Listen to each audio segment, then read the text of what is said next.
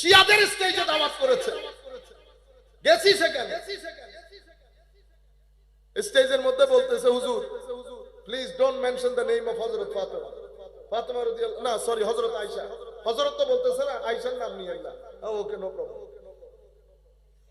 10,000 মানুষ বসা সেই জায়গার মধ্যে আমরা বলতেছি, হযরত আয়েশা সিদ্দিকার রিওয়ায়াত যে আমি ফাতেমার মতো সওমের দিক থেকে, ইবাদতের দিক থেকে আমার নবীর মতো ফাতেমা যেরকম সেরকম আর কাউকে দেখি না।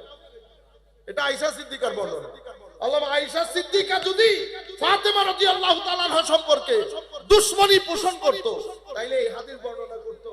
ভিতর থেকে যে আল্লাহ আল্লাহ আসতেছে, সেটা আপনাকে গাইড করবে। পৃথিবীর কোন মানুষ আপনাকে উপদেশ দিতে হবে না হেদায়েতে। যদি আল্লাহ আল্লাহ রাসূলের সাথে রব থাকে, আমার নবী সোনার মদিনা থেকে